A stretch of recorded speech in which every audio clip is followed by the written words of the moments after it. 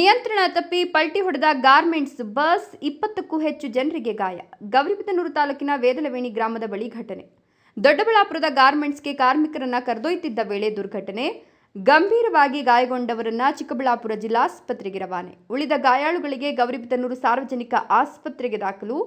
ದೊಡ್ಡಬಳ್ಳಾಪುರದ ಟೆಕ್ಸ್ಕೋ ಗಾರ್ಮೆಂಟ್ಸ್ಗೆ ಸೇರಿದ ಬಸ್ ಚಾಲಕನ ರ್ಯಾಶ್ ಡ್ರೈವ್ ಬಸ್ ಪಲ್ಟಿಗೆ ಕಾರಣ ಎನ್ನಲಾಗಿದೆ. ಚಾಲಕನ ವಿರುದ್ಧ ಆಕ್ರೋಶ ವ್ಯಕ್ತಪಡಿಸಿದ ಗಾಯಾಳುಗಳು. ಡ್ರೈವರ್ ಬರ್ತಾ ಇತ್ತು, ಟರ್ನಿಂಗ್ ಅಲ್ಲಿ ಪಲ್ಟಿ ಬಿತ್ತು.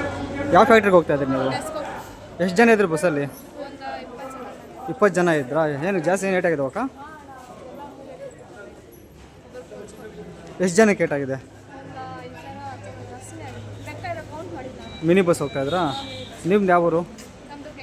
ನೀವು ಯಾವ ಊರಿಂದ ಬರ್ತಾ ಇದ್ರಿ? ದೊಡ್ಡಬಳ್ಳಾಪುರನಾ? ಏನು ಮಾಡ್ತಾ ಇದ್ರಕ್ಕ? ವಾಲ್ಸೋದು, ಈ ಕಡೆ ವಾಲ್ಸೋದು, ಆ ಕಡೆ ವಾಲ್ಸೋದು. ಇವತ್ತು ಸ್ವಲ್ಪ ವಾಲ್ತಾ ಇದ್ ಬಿಡು ಅನ್ಕೊಂಡ್ರೆ ಫುಲ್ ಬಿದ್ದೋಗ್ಬಿಟ್ಟು ಗ್ಲಾಸ್ ಎಲ್ಲ ಒಡೆದೋಗಿ ಎಲ್ಲ ಡ್ರೈವರ್ ಜಾಸ್ತಿ ಏಟಾಗೈತೆ. ಯಾವ ಗಾರ್ಮೆಂಟ್ಸ್ ಅಕ್ಕ? ಎಷ್ಟು ಜನ ಇದ್ರು ಬಸ್ಸಲ್ಲಿ? ಏನು ಡ್ರೈವರು ವಾಲ್ಸಕ್ಕೆ ಹೋಗ್ಬಿಟ್ಟು ಹಂಗೆ ಮಾಡೋದು ಅಂತ ಹೇಳ್ತೀರಾ? ಯಾವಾಗೋ ಥರ ಮಾಡ್ತಿರ್ತೀವ, ಸ್ವಲ್ಪ ಇದಾಗುತ್ತೆ ಅಂದರೆ ಫುಲ್ ಬಸ್ ಬಿದ್ದೋಗ್ಬಿಟ್ಟು. ಏನು ಡ್ರೈವರ್ ಹೆಸರೇನು? ಪ್ರತಿದಿನ ಚಾಲಕ ರ್ಯಾಶ್ ಡ್ರೈವ್ ಮಾಡ್ತಿದ್ರು, ತುಂಬಾ ಸ್ಪೀಡ್ ಆಗಿ ಡ್ರೈವ್ ಸಹ ಮಾಡ್ತಿದ್ರು. ಈ ಘಟನೆಗೆ ನೇರ ಚಾಲಕನೇ ಕಾರಣ.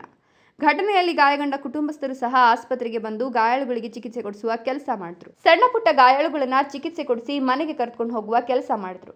ಈ ಘಟನೆಗೆ ನೇರ ಕಾರಣ ಚಾಲಕನೇ ಅಂತ, ಚಾಲಕನ ವಿರುದ್ಧ ಕಾನೂನು ರೀತಿ ಕ್ರಮ ಕೈಗೊಳ್ಳಬೇಕು ಅಂತ ಗಾಯಾಳುಗಳು, ಕುಟುಂಬಸ್ಥರು ಆಕ್ರೋಶ ವ್ಯಕ್ತಪಡಿಸಿದ್ರು. ಗೌರಿಬಿದನೂರು ಗ್ರಾಮಾಂತರ ಪೊಲೀಸ್ ಠಾಣಾ ವ್ಯಾಪ್ತಿಯಲ್ಲಿ ಘಟನೆ. ಚಿಕ್ಕಬಳ್ಳಾಪುರ ಜಿಲ್ಲೆ ಗೌರಿಬಿದನೂರು ತಾಲೂಕು.